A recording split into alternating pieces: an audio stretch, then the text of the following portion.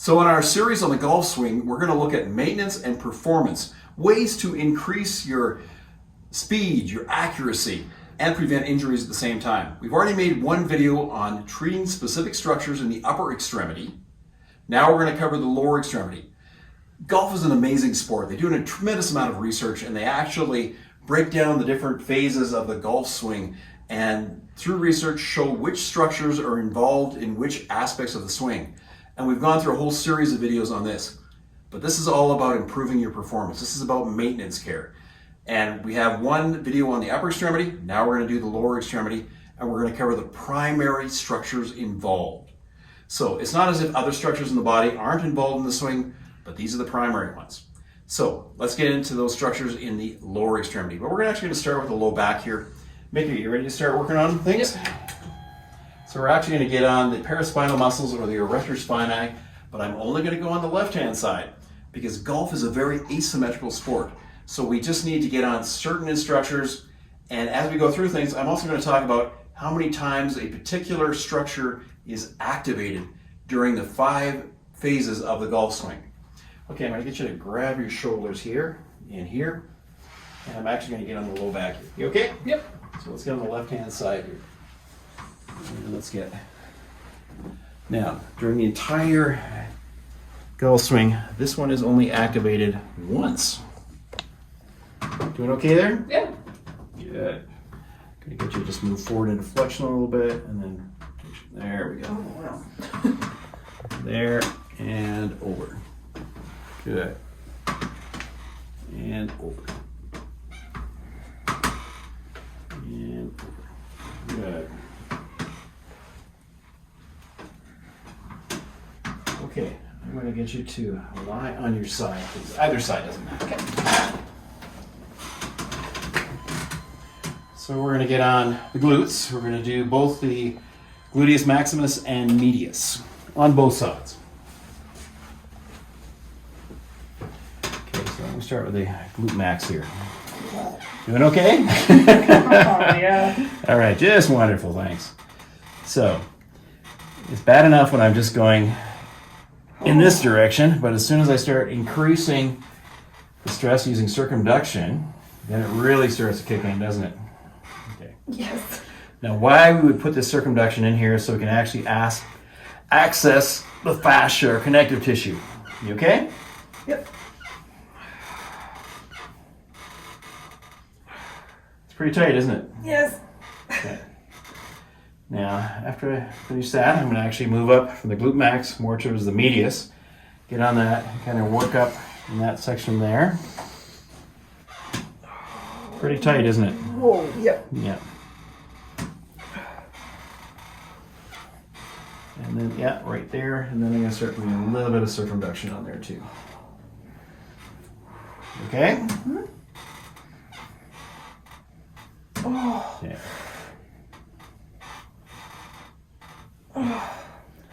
Okay, I'm going to get you to lie on the other side, please.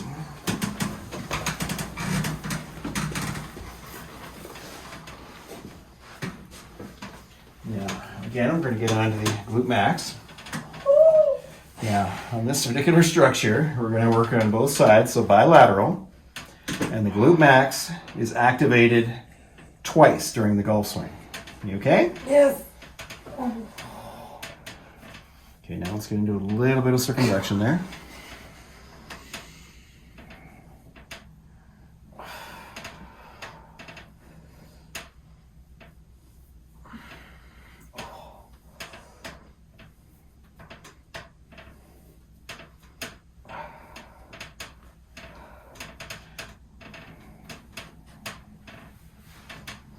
Now, what's interesting about this is we're doing the glute max on this side, but I'm not going to do the glute medius because during the golf swing, the right side of glute medius is activated 3 times, not the left. Okay. So what we're going to get on to next is the abdominal obliques. So just stay where you are there.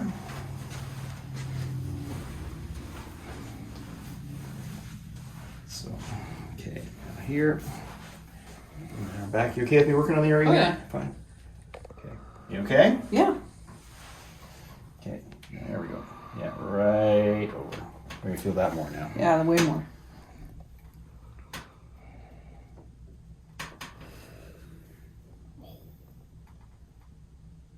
Good.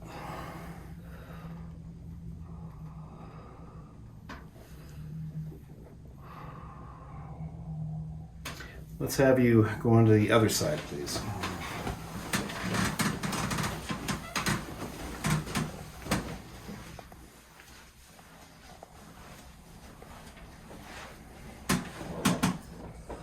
Now we have to treat the obliques here. You okay? Yeah, that was way tighter. Yeah, it feels like it's really tight. Probably feel it right up into your shoulder all the way. Yep. Good. Now it's interesting with the abdominal obliques because both sides are activated, but they're activated during the swing three times. Twice on the right side and once on the left side, which really highlights the asymmetry of the golf swing.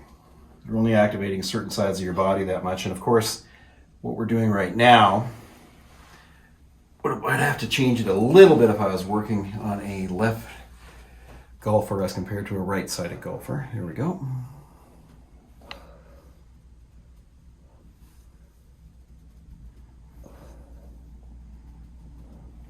Doing okay? It's good.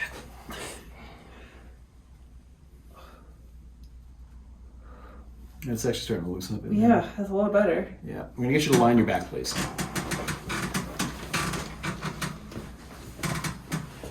So I'm going to get on the hamstrings, primarily the semimembranosis. There we go.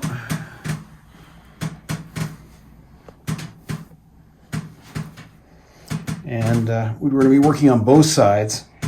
And these muscles are activated 2 times during a golf swing, during the 5 phases.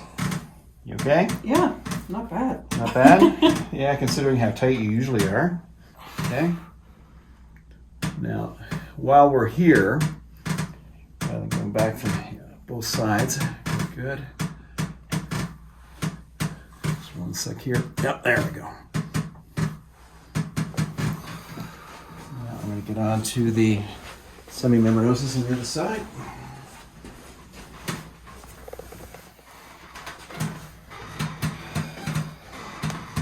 Doing okay? Yep.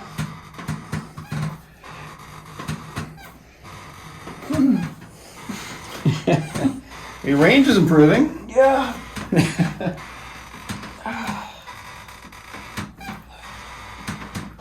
Okay, so we're going to get on to the adductor magnus muscle. You okay? Yeah. Oh. And we'll get on and free that up a bit.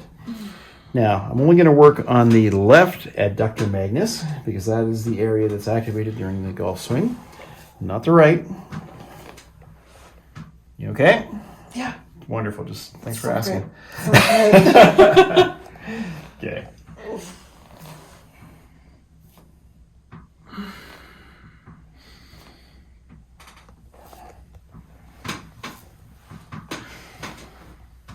Okay, now I'm going to have you come sit up. Bring your leg down the side. We're going to get on the Vastus lateralis with lateral quad.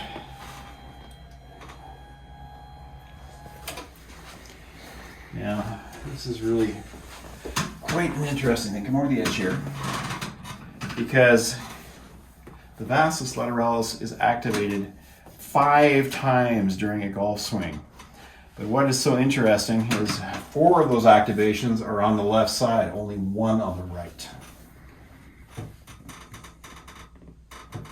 And what correlation we'll see quite often in terms of treating people is that for a golfer who's out there all the time, we usually find quite a restriction on that left-hand side as compared to the right. We may find it on both, but we just find there's more of a predominant restriction on the one side. You doing okay there? Oh yeah. Good. Good. Take it in, bring the leg in. Internal rotation. Yes. And again. In. Good. Back. And back. So the number of passes I would quite often do would depend on the individual. Sometimes it'll only be, could be 3 to 5 passes. Other times I may have to spend more time here or just hang out for a second on a particular area just so we can get a release. Okay, let's go on the other side. Almost there. Almost there. Okay, so let's take this back. Grab the leg. Good. And back. And again.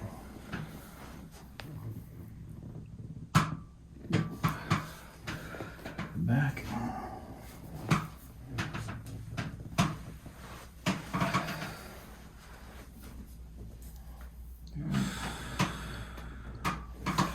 Now, internal. No. That's tight. And back. And again. Oh. Good, good, good. And back. And again. Again. And again.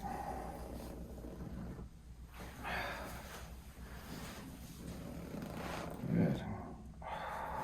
Okay, excellent.